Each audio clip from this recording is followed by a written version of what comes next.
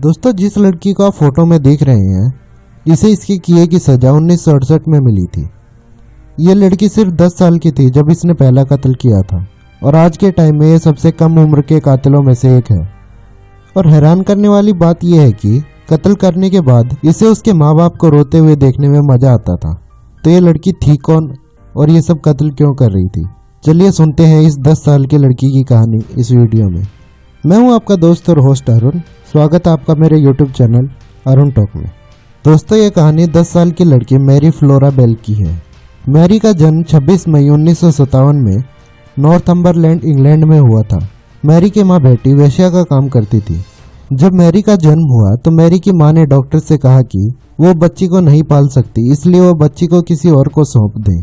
लेकिन डॉक्टर ने बेटी की बात नहीं मानी। जब मैरी छोटी थी उसकी माँ उसे घर में अकेला छोड़कर चली जाती थी। बेटी मैरी को खूब मारती भी थी और छोटी उम्र में मैरी से वेश्या का काम भी कराया था। इन्हीं कारणों की वजह से बचपन से ही मैरी और उसकी माँ के रिश्ते कुछ खास अच्छे नहीं थे।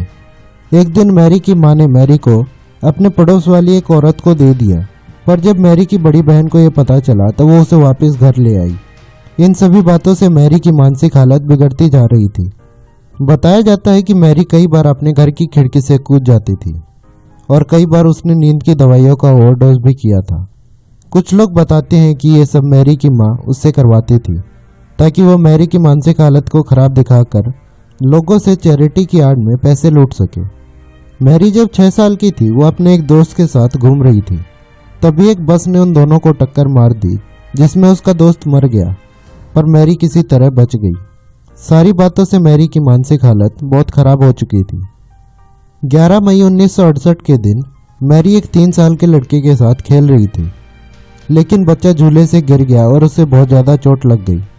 बच्चे के माता पिता को लग रहा था कि यह सिर्फ एक्सीडेंट था, पर असली बात तो बस मैरी और उस छोटे बच्चे को ही पता थी। अगले दिन मैरी के एक दोस्त की माँ पुलिस में मैरी के खिलाफ शिकायत करती है कि मैरी ने उसकी बेटी का गला दबाने की कोशिश की है। जब पुलिस ने मैरी के फ्रेंड से पूछताछ की, पर वो लड़की कुछ ठीक से बता नहीं पाती। इसी वजह से मैरी के खिलाफ कोई कंप्लेंट नहीं लिखी जाती। हालांकि अगर पुलिस उस दिन उस कंप्लेंट को ले लेती तो आगे मैरी के हाथों से कत्ल होने वाली कई जानों को बचाया जा सकता था। 25 मई 1968 के दिन 2 बच्चे एक पुरानी बिल्डिंग के पास खेल रहे थे। तभी उन्हें बिल्डिंग से मार्टिन ब्राउन नाम के 4 साल के लड़के की लाश मिलती है। पहली नज़र में इस घटना को एक्सीडेंट माना गया, क्योंकि पुलिस की जांच में बच्चे की बॉडी पर ना तो कोई चोट का निशान मिला और ना ही कोई ऐसा निशान जिससे यह पता चल सके कि बच्चे की हत्या की गई है।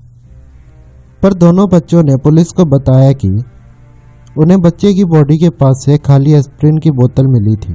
तो पुलिस को भी लगा कि बच्चे की मौत एस्प्रिन की ओवरडोज से हुई होगी। पुलिस ने जब लोगों से पूछताछ की तो बिल्डिंग के गार्ड ने पुलिस को बताया कि मौत से कुछ घंटे पहले उसने बच्चे को बिल्डिंग के पास खेलते हुए देखा था, पर उसे ये नहीं पता चला कि बच्चा बिल्डिंग के अंदर कैसे गया और उसकी मौत कैसे हुई। कुछ ही घंटे में घटना को देखने के लिए बिल्डिंग के बाहर भीड़ लग गई और उसी भीड़ में मैरी और उसकी दोस्त नॉर्मा भी खड़ी थी। पर यह किसी को नहीं पता था कि मैरी ने ही बच्चे को बिल्डिंग के अंदर बुलाया और अपने हाथों से ही ये गोलियां बच्चे के मुंह में डाली और वहां से भागकर अपने घर चली गई और फिर अपनी दोस्त नॉर्मा को सारी बातें बताई। उसके बाद मैरी मार्टिन के आंटी के घर जाकर उन्हें बताती है कि उसने मार्टिन की बॉडी को एक पुरानी बिल्डिंग में देखा है। जैसे ही मार्टिन की आंटी इस बात को सुनती है, वो भागकर उस बिल्डिंग के पास पहुंच जाती है जहां पहले से ही भीड़ लगी हुई थी।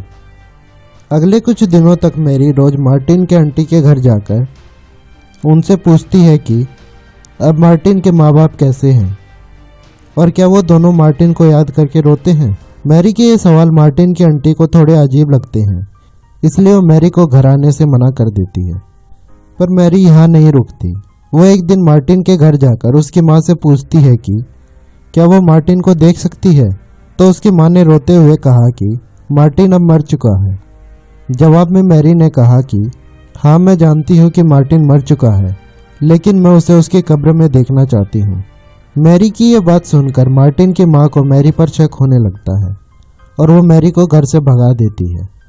अगले दिन स्कूल में ड्राइंग क्लास के दौरान मैरी एक ड्राइंग बनाती है जिसमें वो खुद को मार्टिन को मारते हुए दिखाती है। लेकिन उसके टीचर को लगा कि मैरी और बाकी बच्चों ने मार्टिन की मौत की बातें सुनी होंगी, शायद इसलिए ही मैरी ने ड्राइंग को बनाया होगा। धीरे धीरे मैरी अब और भी बच्चों पर हमला करने लगी थी। 26 मई 1968 के दिन जब मैरी का 11वां जन्मदिन था, उसने अपने पड़ोस के एक छोटे बच्चे पर हमला कर दिया। जो मैरी को अच्छे से जानता था उनको पता था कि मैरी की मानसिक हालत ठीक नहीं है, लेकिन हालात और बिगड़ते गए। मैरी ने अपने सारे दोस्तों के सामने अपनी ही अच्छी दोस्त नॉर्मा पर हमला कर दिया। मैरी ने उसके मुंह को नोचा और बाद में उसे लातों से मारने लगी और बार बार बोल रही थी कि उसे कत्ल करना आता है और वो फिर से कत्ल करना चाहती है। वहाँ खड़े उसके दोस्तों ने नॉर्मा को किसी तरह छुड़वा दिया और इसके बाद ये खबर पूरे शहर में फैल गई। लोग पुलिस से मार्टिन की मौत की जांच की मांग करने लगे और प्रोटेस्ट करने लगते हैं। मैरी खुद भी इन प्रोटेस्ट में शामिल होती है। सुनने में थोड़ा अजीब लगता है, पर मैरी नहीं चाहती थी कि उस पर किसी तरह का शक हो। पर किसी का भी ध्यान मैरी पर नहीं गया क्योंकि वह 11 साल की छोटी बच्ची थी। जांच में पुलिस को नर्सरी से 2 नोट मिले जो कि मैरी वहां तोड़फोड़ करके छोड़ के आई थी। पहले नोट में लिखा था कि मैंने मर्डर किया है और मैं फिर से मर्डर करूंगी। दूसरे नोट में लिखा था कि मैंने ही मार्टिन का कत्ल किया है। पुलिस जांच को और तेज कर देती है, पर अब बहुत देर हो चुकी थी। 31 जुलाई 1968 के दिन मैरी और उसकी दोस्त नॉर्मा ब्रायन नाम के 3 साल के बच्चे को उसके घर से उठा लेती हैं और एक खाली प्लॉट में ले जाके उसका गला दबा के उसे मार देती हैं और बाद में ब्लेड से उसके पेट पर एम लिख देती है और कैंची से उसकी बॉडी को खरोच देती है। इस कत्ल के बाद पुलिस आसपास के बच्चों से पूछताछ करती है। पूछताछ में कई बच्चों ने मैरी और नॉर्मा पर अपना शक जताया। समय बर्बाद न करते हुए पुलिस ने मैरी और नॉर्मा को पकड़ लिया और उनसे पूछताछ की। पूछताछ के दौरान मैरी और नॉर्मा सभी सवालों के जवाब एक अजीब सी स्माइल करते हुए देती हैं। इस बात से पुलिस को उन दोनों पर और भी शक होने लगा। मैरी की एक गलती उनके शक को हकीकत में बदल देती है। मैरी पुलिस को एक झूठी कहानी सुनाने लगती है। मैरी ने पुलिस को बताया कि ब्रायन की मौत के दिन उसने ब्रायन को 8 साल के लड़के के साथ देखा था और उस लड़के के हाथ में कैंची भी थी। पर ब्रायन पर कैंची से हमले की बात पुलिस के अलावा और किसी को नहीं पता थी, तो मैरी को इस बात का कैसे पता चला। पुलिस ने अब मैरी और नॉर्मा से अलग अलग करके पूछताछ की तो नॉर्मा डर से सारी बातें बता देती है कि कैसे मैरी ने मार्टिन और ब्रायन का कत्ल किया था, पर वो बस देख रही थी, उसने कुछ नहीं किया था। पुलिस जब मैरी को यह सारी बातें बताती है तो मैरी सारा ब्लेम नॉर्मा पर डाल देती है और कहती है कि दोनों कत्ल नॉर्मा ने ही किए हैं। पर सारी जांच करने के बाद दोनों कत्ल में नॉर्मा का ज़्यादा हाथ न होने के कारण नॉर्मा को छोड़ दिया जाता है।